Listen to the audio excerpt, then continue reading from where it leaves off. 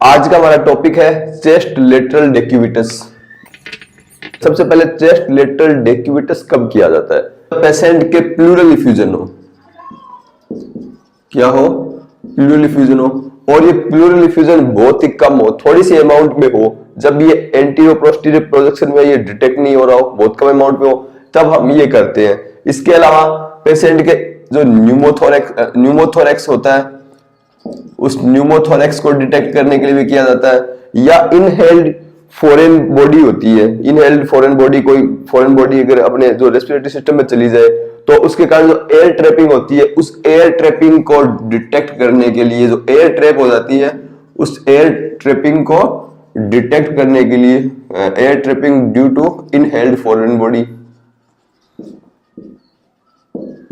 Condition में किया जाता है। इस कंडीशन में पेशेंट को लेटरल लेफ्ट या राइट लेटरल डेक्यूबिटस की पोजीशन में लेटाया जाता है। लेटरल डेक्यूबिटस मतलब पेशेंट को उसकी किसी भी एक साइड पर, या तो लेफ्ट साइड पर या राइट साइड पर लेटाया जाता है। देखो जैसे मैं डायग्राम बनाता हूं, आप समझ पाओगे इसको। ये एक पेशेंट है, ये अपनी एक कोई सी भी एक साइड पर लेटा हुआ है, समझ रहे हो आप होगे।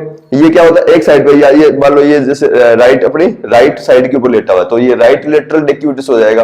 अगर ये लेफ्ट साइड पे लेटेगा तो लेफ्ट लेटरल डेक्यूबिटस हो जाएगा। तो पेशेंट को हम क्या करते हैं, हम एक जो रेडियोल्यूसेंट जो स्पंज होता है, स्पंज के ऊपर हम लेटाते हैं। क्यों लेटाते हैं? ताकि थोड़ा सा टेबल टॉप से थोड़ा सा ऊपर हो जाए। एक रेडियोल्यूसेंट स्पंज होता है, उसके ऊपर हम लेटा देते हैं।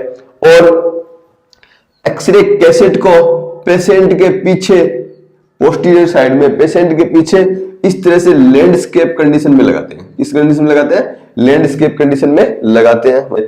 इस कंडीशन के अंदर क्या, इस कंडीशन में हमें ध्यान रखना होता है कि पेशेंट का जो मीडियन सेडेटिव प्लेन है इस कैसेट के परपेंडिकुलर होना चाहिए, कैसेट के परपेंडिकुलर होता है, और पेशेंट में कोई रोटेशन ना हो, पेशेंट में रोटेशन ना हो। इसको हम कैसे डिटेक्ट कर सकते हैं?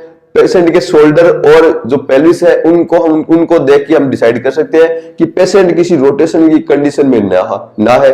और हम दोनों हाथ को पेशेंट को सर के ऊपर इस तरह से, उसको या तो सामने कोई पेड होता है उसके ऊपर रेस्टिंग कंडीशन में रखते थे, या इनको सर के ऊपर ऐसे बांध देते हैं उनसे, जिससे हैंड होते हैं उसके शोल्डर ही होते हैं उनके, जो लंग फील्ड से दूर सेपरेट हो जाते हैं। और इस कंडीशन में जीफी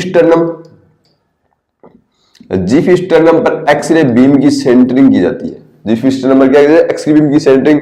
और X-ray beam horizontal X-ray beam काम में लेते हैं, हॉरिजॉन्टल एक्सरे बीम काम में लेंगे। इसमें एक चीज ध्यान रखा जाता है, अगर आपके प्लूरल इफ्यूजन है तो आपका जो जिस लंग्स में जिस साइड में प्लूरल इफ्यूजन है वो साइड नीचे की ओर होगी। और अगर न्यूमोथोरेक्स है तो जो जिस साइड न्यूमोथोरेक्स है उसको हम ऊपर की ओर रखते हैं उसके अंदर। तो देखो अगर प्लूरल इफ्यूजन है तो वो प्लूरल इफ्यूजन, जो इफ्यूजन होगा वो क्या होगा, नीचे पोस्टीरियर चेस्ट वॉल के पास में यहाँ पर आकर इकट्ठा हो जाएगा और एक लंबी सी एक लाइन बनाएगा एक इससे, जो हमें जो एंटीरियर पोस्टीरियर इरेक्ट कंडीशन के अंदर या पी इरेक्ट कंडीशन में हम देखते हैं, उसमें अगर छोटी सी लाइन होगी वो नहीं डिटेक्ट होती, तो इसके अंदर वो लाइन डिटेक्ट हो सकती है। और छोटा न्यूमोथोरेक्स है तो हम एक्सरे फुल एक्सपीरेशन की कंडीशन में लेते हैं, जिससे न्यूमोथोरेक्स भी क्या होता है, डिटेक्ट हो जाता है। तो इन कंडीशन के अंदर ये किया जाता है। पेशेंट को उसकी किसी भी एक साइड पर लेटाते हैं, जैसे राइट साइड या लेफ्ट साइड, जिस साइड में प्रॉब्लम है। अगर न्यूमोथोरेक्स है तो उस साइड को ऊपर रखते हैं, प्लूरल इफ्यूजन है तो साइड को नीचे रखते हैं। पेशेंट के पीछे की साइड में, पोस्टीरियर साइड में हम कैसेट लगाते हैं, उस कैसेट को लैंडस्केप कंडीशन के अंदर रखते हैं। और हॉरिजॉन्टल एक्सरे बीम काम में ली जाती है। एक्सरे बीम का सेंटर जीफी स्टर्नम पर रखा जाता है। तो ये आपका लेटरल डेक्यूबिटस प्रोजेक्शन कंप्लीट है।